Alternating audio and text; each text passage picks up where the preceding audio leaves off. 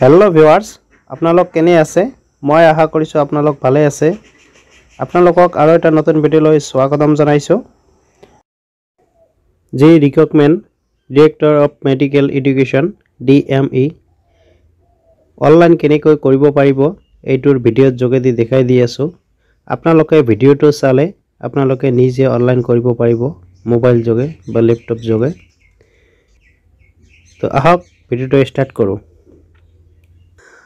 আৰু এইটোৰ last date 16 জানুৱাৰী 2025 লৈ থাকিব 11:59 লৈকে ইয়াত ডকুমেন্ট আপলোড দিব নালাগে একো খালি ফটো আৰু সিগনেচাৰ আপলোড দিলে হল আৰু ইয়াত সাইজ দিছে এই সাইজ মতন হিচাপত বনাব লাগিব নহলে আপলোড নলয় ফটো 50 KB তলত থাকিব লাগিব আৰু হাইট 250 ৰ পৰা 320 পিক্সেল আৰু ওয়েট 150 ৰ পৰা 200 পিক্সেল থাকিব লাগিব আৰু সিগনেচাৰ তো 30 KB তলত থাকিব লাগিব আৰু ইয়াৰ হাইট 100 ৰ পৰা 180 পিক্সেল থাকিব লাগিব আৰু ওয়েট 150 ৰ পৰা 220 পিক্সেলত থাকিব লাগিব Mozilla Firefox নহলে Google Chrome এই দুটাতে কৰিব লাগিব আৰু এইটোৰ লিংক ভিডিঅ'ৰ ডেসক্ৰিপচনত দি থম তাতে ক্লিক কৰিলে আপোনালোকে এইটো পেজত আহি যাব এতিয়া নেক্সটত ক্লিক কৰিম ক্যান্ডিডেট পাৰ্সোনাল ইনফৰমেশন প্ৰথমতে আপনাৰ ফুল নাম দিব যেনেকুৱা আধাৰ কাৰ্ড পেন কাৰ্ড পাসপোৰ্টত দিয়া আছে তাৰ পিছত আপোনাৰ দেউতাকৰ নাম তাৰ পিছত আপোনাৰ মাকৰ নাম তাৰ পিছত ডেট অফ বাৰ্থ জেন্ডাৰ পুৰুষ হয় না মহিলা হয় হেতু দিব তাৰ পিছত एड्रेस लाइन 1 অত দিব আপনার ভিলেজ एड्रेस लाइन 2 দিব আপনার post office address line number 3 দিব থানার নাম তার পিছত দিব সিটি তার পিছত ডিস্ট্রিক্টত ক্লিক কৰিলে গোটেই বিলাক ডিস্ট্ৰিক্টৰ নাম আহিব ডিস্ট্ৰিক্টটো সিলেক্ট কৰি দিব তাৰ পিছত স্টেটত ক্লিক কৰিলে স্টেটৰ গোটেই নাম বিলাক আহিব এইটো সিলেক্ট কৰি দিব तार पिছত post officer pin code number तो দিব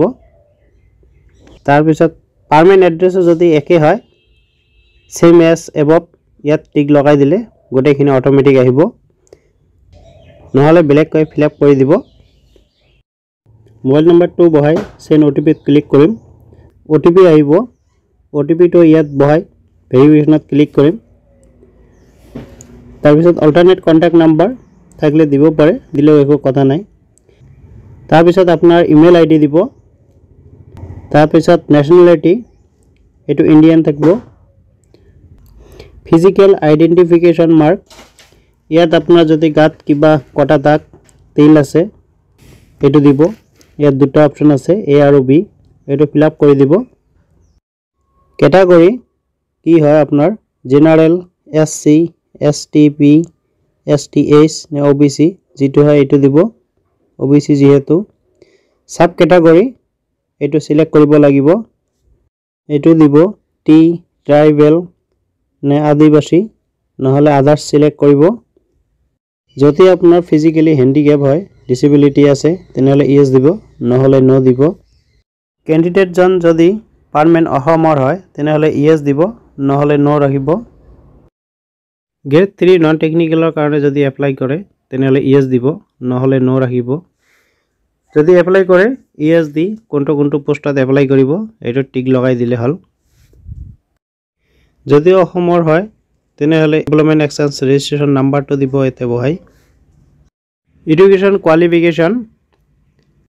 HSLC ইয়াত কিমান মাৰ্ক পাইছে এটো দিব মাৰ্ক আউট অফ ইয়াত কিমান মাৰ্কৰ ভিতৰত পৰীক্ষা হৈছে এটো দিব আৰু পাৰ্সেন্টেজ দিব তাৰ পিছত ইয়াৰ অফ পাসিং এটো কিমান সনত পাস কৰিছে আৰু মাৰ্কশিটটো ডেট দিয়া থাকে এটো চাই দিব আপোনালোকে ডেট মাস name of school board college university ইয়াত দিব হায়ার সেকেন্ডারি কিয়ৰ পৰা পাস কৰিছে আৰ্টস সায়েন্স কমাৰ্স এটো দিব তাৰ পিছত কিমান মাৰ্ক পাইছে তাৰ পিছত কিমানৰ ভিতৰত এক্সাম হৈছে পাৰ্সেন্টেজ ইয়াৰ অফ পাসিং আৰু স্কুল বা কলেজৰ নাম তাৰ পিছত ডিপ্লোমা নন টেকনিক্যাল পোস্টত 1 year diploma certificate in computer application এইটো সিলেক্ট কৰি দিব তাৰ পিছত কিমান মাৰ্ক পাইছে কিমানৰ ভিতৰত এক্সাম হৈছে পাৰ্সেন্টেজ ইয়াৰ অফ পাসিং তাৰ পিছত সেন্টাৰৰ নাম দিব ইয়াত কম্পিউটাৰ সাৰ্টিফিকেট এডভাৰটাইজমেন্ট হিচাপে আছে নেকি যদি আছে ইয়েস দিব নহলে নো দিব আপনার যদি 4 হুইলার এলএমভি ড্রাইভিং লাইসেন্স আছে তেনেহলে ইয়েস দিব নহলে নো দিব এমপ্লয়মেন্ট এক্সচেঞ্জ রেজিস্ট্রেশন নাম্বার আছে নেকি যদি আছে ইয়েস দিব নহলে নো দিব যদি আছে রেজিস্ট্রেশন নাম্বারটো ইয়াত বহাই দিব এতিয়া ফটো আপলোড কৰিম আৰু ফটোটো জেপিজি ফৰম্যাটত থাকিব লাগিব আৰু 50 কেবি তলত থাকিব লাগিব আৰু হাইট 250 পিক্সেলৰ পৰা 320 পিক্সেল হ'ব লাগিব আৰু ওয়েট 150 পিক্সেলৰ পৰা 220 পিক্সেলৰ ভিতৰত থাকিব লাগিব এতিয়া সিগনেচাৰ আপলোড কৰিম এইটো জেপিজি ফৰম্যাটত থাকিব লাগিব 30 কেবি তলত থাকিব লাগিব আৰু ইয়াৰ হাইট 100 পিক্সেলৰ পৰা 180 পিক্সেল আৰু ওয়েট 150 পিক্সেলৰ পৰা 220 পিক্সেলত থাকিব লাগিব এতিয়া পাসওয়াৰ্ড বনাব লাগিব আৰু পাসওয়াৰ্ডত capital letter small letter symbolic আৰু নাম্বাৰ গোটেইবিলাক থাকিব লাগিব তাৰ পৰা 12টা সংখ্যাৰ ভিতৰত হ'ব লাগিব পাসওয়াৰ্ডটো মই দিয়া ধৰণেও দিব পাৰে assam@1234 তাৰ পিছত কনফাৰ্ম পাসওয়াৰ্ড একে ধৰণে লিখিব লাগিব ডিগ্ৰেশ্যন অফ দা ক্যান্ডিডেট ইয়াত টিক লগাব লাগিব ইম্পৰ্টেন্ট নোট ইয়াত টিক লগাব লাগিব এতিয়া ফাইনাল সাবমিট দিম তাৰ পিছত ওকে কৰিলে হৈ যাব কিন্তু তাৰ আগতে গোটেইখিনি আপোনালোকে ভালদৰে চাই ল'ব আৰু সিকিউৰিটিৰ কাৰণে মাৰ্ক কৰি দিছো এতিয়া হৈ গল সাবমিট ইয়াত আছে ইউজাৰ নেম এপ্লিকেশন নাম্বাৰ তাৰ পিছত full name of the candidate father's name candidate mother's name candidate date of birth mobile number আৰু email id এই কেইটা থাকিব এতিয়া হৈছে না নাই তাৰ কাৰণে লগইন কৰিব লাগিব এতিয়া লগইনত ক্লিক কৰিম login only for already registered candidate ইয়াত ক্লিক কৰিম এতিয়া আৰু এটা পেজ খোল খাইছে ইয়াত এপ্লিকেশন নাম্বাৰ নাইবা মোবাইল নাম্বাৰ আৰু পাসওয়াৰ্ড দি পেলাই লগইন কৰিব লাগিব এপ্লিকেশন নাম্বাৰটো বহাই দিছো এতিয়া পাসওয়াৰ্ডটো বহাম তাৰ পিছত লগইন কৰিম এতিয়া লগইন হৈ গৈছে ইয়াত photo signature application number name date of birth mobile number এইকেইটা দিয়া থাকিব যেটো এপ্লিকেশন কৰা হল এইটো প্ৰিন্ট আউট কৰাৰ কাৰণে এপ্লিকেশন প্ৰিন্টত ক্লিক কৰিম ইয়াত গোটেইখিনি আহি গৈছে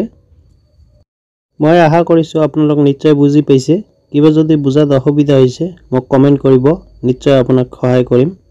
যদি ভিডিওটো চাই ভাল লাগিছে লাইক কৰিব বন্ধুবৰ্গৰ লগত শেয়াৰ কৰিব যাতে সকলোৱে গম পায় আৰু চেনেলটো সাবস্ক্ৰাইব কৰি কাষত থকা বেল আইকনটো দবাই ৰাখিব যাতে এনেকুৱা ধৰণৰ ভিডিও দিয়াৰ লগে লগে আপোনালোকে পায় তো আজিৰ ভিডিও এইখিনিয়ে আছিল